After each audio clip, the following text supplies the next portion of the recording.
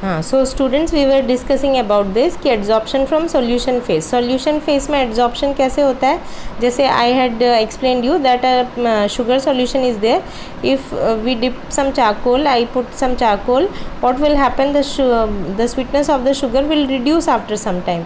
तो how it will depend, how if the concentration of adsorbate, the concentration of adsorbate पे depend कर रहा है, ठीक है। The concentration of adsorbate, adsorbate का कंसनट्रेशन बढ़ाओगे तो it will increase the adsorption also, understood. For example sugar मैंने डाला तो सारे शुगर के मॉलिक्यूल्स इसमें आके चिपक गए and the sweetness will reduce. If I increase the surface area of this adsorbate, अगर मैं इसके कंसनट्रेशन मतलब इस एड्जॉर्बेट के कंसनट्रेशन मतलब इसका सरफेस एरिया को बढ़ा दूँ तो more and more sugar particle will be adsorbed, so it will depend upon the concentration of adsorbate. Adsorbate क्या होता है, जो मॉलिक्यूल्स आके चिपक जाते हैं, understood. The substance which are getting stick to the surface, you had seen ना, this is the adsorbate and this is the adsorbent।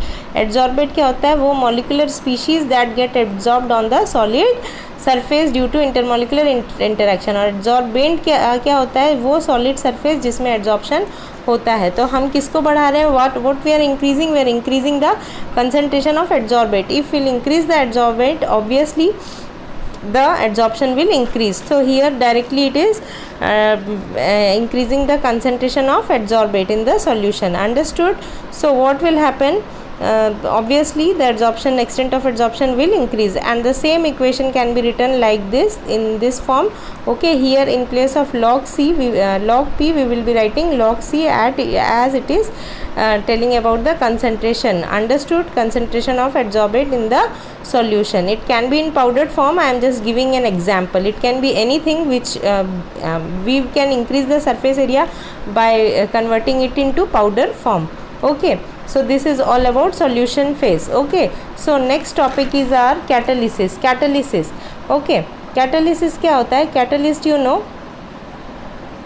it may be defined as the substance which when present in a chemical reaction accelerates its speed without taking part in the reaction, ठीक है। जब ये reaction में हिस्सा means when it is a substance which when present in a chemical reaction, जब chemical reaction में इसको use किया जाता है, it accelerate the rate of the reaction or enhance the rate of the reaction without undergoing or involving in it, understood। उसमें it doesn't take part in the chemical reaction, ये chemical reaction में हिस्सा नहीं लेता, but without taking part in the chemical reaction it can enhance the rate of the reaction, reaction के rate को बढ़ा देता है, understood। catalyst is needed in which type of reaction, ये देखना पड़ेगा catalyst किन जगहों पर ज़रूरत है, ठीक है। For example NaOH plus HCl, NaCl plus H2O, ये अपने आप बन जाता है, यहाँ कोई कैटलिस्ट की ज़रूरत नहीं है, understood. So but in those reaction which are not feasible, for example this is a example KClO3 when it is done without catalyst, जब ये कैटलिस्ट के बिना किया गया, understood, it take 4 hours, the reaction is taking 4 hours, जो कि feasible नहीं है, ठीक है। This much oxygen means oxygen produce कर रहा है, तो 4 hours तक कौन बैठे रहेगा। If any one need oxygen, okay, he और she is in need of oxygen, 4 hours is not feasible, okay। so but by using this catalyst MnO2, okay, the reaction can be done within 15 minutes, ठीक है। तो देखो what is the use of the catalyst, it enhance the rate of the reaction, ये enhance कर देता है reaction को बिना reaction में part लिए, understood, okay। I'm just giving an exam, telling you with a graph, ठीक है। जैसे ये reactant और product के बीच में it's a पाथ, ओके, कि रिएक्शन को यहाँ से यहाँ जाने में 4 hours लगता था, अंडरस्टूड। बट कैटलिस्ट क्या करता है, एक्टिवेशन एनर्जी इसका इतना था, ठीक है, okay, activation energy was this much. So what the catalyst is doing, catalyst is giving another path, ये एक्टिवेशन एनर्जी को घटा देता है अपना सरफेस देके कि अब उतना एनर्जी नहीं देना पड़ेगा और रिएक्टेंट जो होगा वो प्रोडक्ट में बदल जाएगा, अंडरस्टूड। अपना सरफेस एरिया दे के एक अलग पाथ प्रोवाइड कर देता है रिएक्शन को, it is alternating the path, understood. It is providing an alternate path by reducing the activation energy. ये एक्टिवेशन एनर्जी को कम करके एक रिएक्शन को एक दूसरा पाथ देता है। फॉर एग्जाम्पल मैं एक उदाहरण से समझाती हूँ, daily life example. For example the distance between your school school and your home is very far. Okay, बहुत दूर है, ये आपका स्कूल है, सॉरी ये आपका होम है, and this is your school.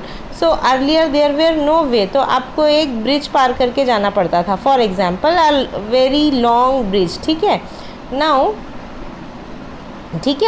Now what is there, यहाँ पे जैसे आप इधर ही आते हो, you are coming to this Adarsh Vidyalaya, what is happening, यहाँ पे आपको बहुत सारे कभी रेलवे क्रॉसिंग आ जाता था, कभी कुछ आ जाता था। Now what is happening, the government has made a over bridge. Okay, तो उन्होंने एक डायरेक्ट रास्ता बना दिया, ठीक है। तो इतने लंबे रास्ते के बजाय एक शॉर्ट रास्ता बना दिया, यहाँ पे आपकी एनर्जी भी कम हो गई और आपका टाइम भी सेव हो गया। तो कैटलिस्ट भी यही काम करता है। Understood, it is providing N alternating path by lowering the activation energy. Understood, bye lowering the activation energy. Activation energy को जो यहाँ से पार करके आपको आना पड़ता था, उतना बड़ा पाथ ना लेके छोटा सा पाथ आपको यूज़ करना पड़ा, which reduces your fuel, which reduces your energy, which reduces your time. So now in chemistry we will write what it is lowering the activation energy. जो रिएक्शन से प्रोडक्ट तक जाने में जो एनर्जी बैरियर होता है, that is the activation energy. उतना energy लगा के ही रिएक्टेंट प्रोडक्ट में बदलता है। Understood, if that energy is not given, the reactant will not change into product. Understood, but what does it do, the catalyst is lowering the activation energy. वो कम लगाना पड़ेगा वो activation energy, and the reactant can be easily turned into products, okay, with less time and